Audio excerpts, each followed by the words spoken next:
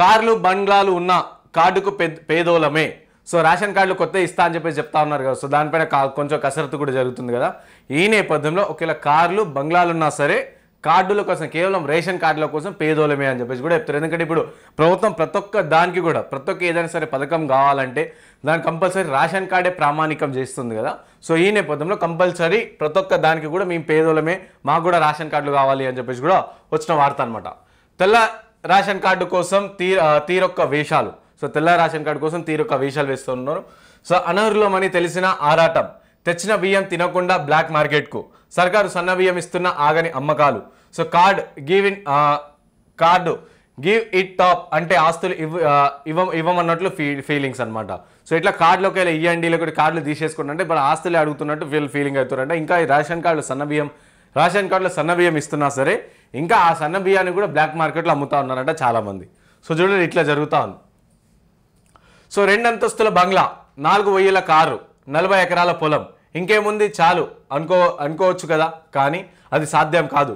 ఎన్ని ఉన్నా సరే అదొక్కటి లేకపోతే పానం ఆగమాగం అవుతున్నది. సో అదేంతో తెలుసా? తెల్ల రేషన్ కార్డు. సో చూసేగా 4 బంగ్లాలు ఉన్నా, ఒక 2 అంతస్తుల బంగ్లా ఉన్నా, 4 పైల కారు ఉన్నా సరే, 40 ఎకరాల భూమి ఉన్నా సరే తెల్ల రేషన్ కార్డు కోసం చాలామంది ఆరాటం పడుతున్నారంట. రేషన్ దుకాణాల్లో బియ్యం ఇస్తున్నారంటే తెల్లారక ముందే వెళ్ళి లైన్ కడతారు. అంతే కష్టపడి తెచ్చుకున్న బియ్యం తింటారా అంటే అది లేనే లేదు. సో ఇంటి ముందు ఆటో వచ్చిన రాగానే 10 కిలో చొప్పున అమ్ముకుంటున్నారు. సో అందరూ అట్లనే కాదు, కానీ సర్కారు సన్న బియ్యం అనగానే బియ్యానికి కూడా రేటు పెంచిండ్రు. సో ఇప్పుడు 25 రూపాయలు కిలో చేసిండ్రు, కానీ అమ్ముకోవడం మాత్రం ఆగలేదు.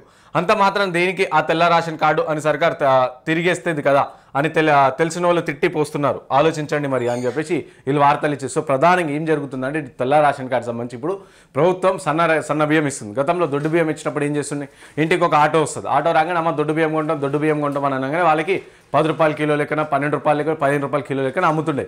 సో ఇప్పుడు సన్న బియ్యం ఇస్తారు. ఇక తినేటోళ్ళు పేదవాళ్ళు కొంతమంది ఎవరైతే ఉన్నారో, సో వాళ్ళు ఎవరికైతే తిండికి లేకుంటుంటారో సో వాళ్ళేమో సన్న బియ్యం తింటారు. కానీ ఇటు ఎవరైతే సన్న బియ్యం ఆల్రెడీ అంటే పెద్దవాళ్ళు 2 అంతస్తుల బిల్డింగ్లు అవన్నీ ఉన్న వాళ్ళు కూడా రేషన్ బియ్యం తీసుకుంటారు.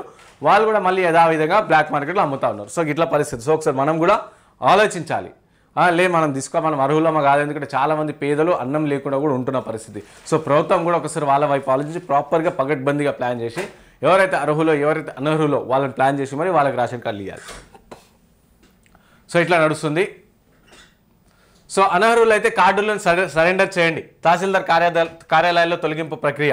సో ఎవరైతే అనర్హులుగా అనుకుంటాం అంటే మాకు లేదు, మాకు అంతా ప్రాపర్గా ఉంది, మాకు ఆస్తులు గీస్తులు అన్నీ, సో మా కార్డు తీసేసుకోండి అని చెప్పేసి సామాజిక బాధ్యతతో వెళ్ళి కార్డులు సరెండర్ చేయండి అని చెప్పేసి కూడా కోరుకుంటుందంట ప్రభుత్వం.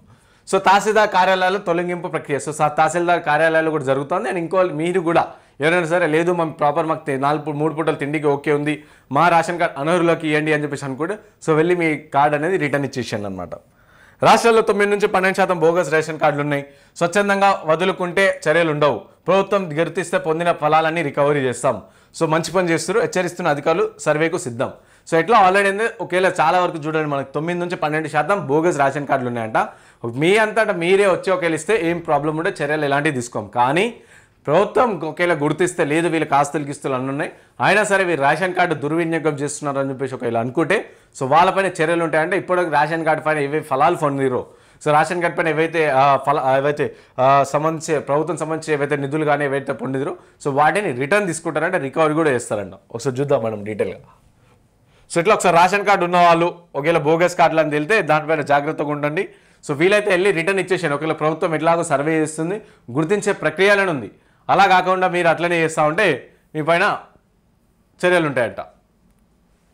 సో ప్రభుత్వ పథకాలు రేషన్ కార్డు ప్రామాణికం చేయడంతో పేదలు ధనికులు అని తేడా లేకుండా కార్డులను పొందారు. సో రేషన్ సరుకుల కంటే ఆరోగ్యశ్రీ చికిత్సలు, పిల్లలకు స్కాలర్షిప్, సబ్సిడీపై రుణాలు, విదేశీ విద్యా రుణం పొందిన వారు భారీ సంఖ్యలో ఉన్నట్లు ప్రభుత్వం భావిస్తుంది. ధనవంతులై ఉండి కూడా పేదలకు పొందాల్సిన పథకాలు అక్రమంగా తీసుకోవడంపై చర్యలు తీసుకునేందుకు అధికారులు నడుం బిగుస్తున్నారు. వీలైనంత త్వరగా వారి కార్డులు కట్ చేసేందుకు సర్వేకు సిద్ధమవుతున్నారు. ఇప్పటికే చాలా నష్టం జరిగిందని, ఇంకా జరిగితే ప్రభుత్వం ఖజానాకు గండిపడే అవకాశం ఉందని అధికారులు భావిస్తున్నారు.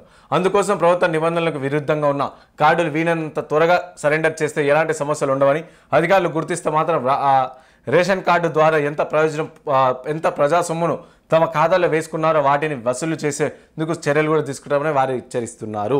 సో ఈ విధంగా రేషన్ కార్డు గ్రామీణ ప్రాంతాల్లో వార్షిక ఆదాయం 1,50,000 లోపు, మాగాని 3.50 ఎకరాలు, 3.3 ఎకరాలు, శెలక 7.5 ఎకరాలు, అదే పట్టణ ప్రాంతాల వార్షిక ఆదాయం 2 లక్షలు మించకుండా ఉన్నవారు తప్ప అంతకంటే ఎక్కువ ఆస్తులు కలిగి ఉన్నవారు మండల రెవెన్యూ కార్యాలయాలకి రేషన్ కార్డుల తొలగింపుకు దరఖాస్తు చేసుకోవాలని సూచిస్తున్నారు.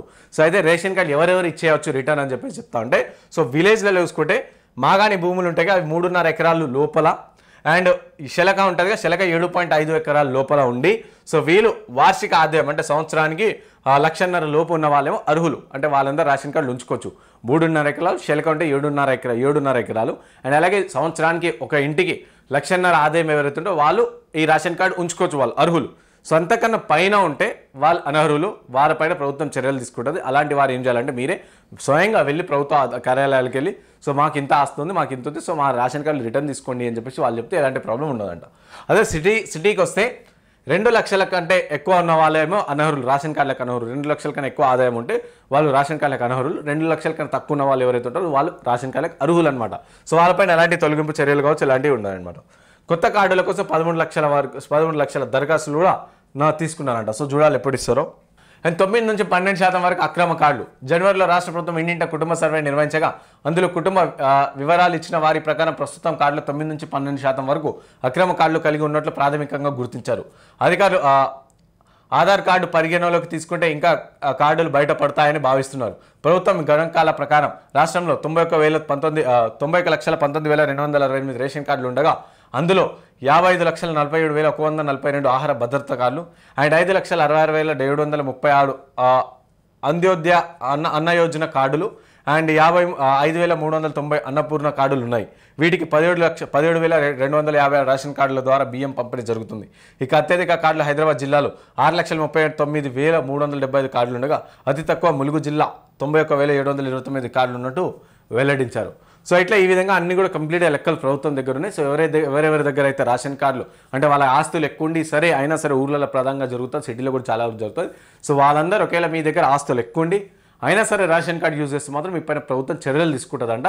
దీనికి సంబంధించి సర్వేలు కావచ్చు ఇవన్నీ కూడా ప్రభుత్వ అధికారులు కూడా నడుము బిగించి పనిచేయడానికి రెడీగా ఉన్నారంట.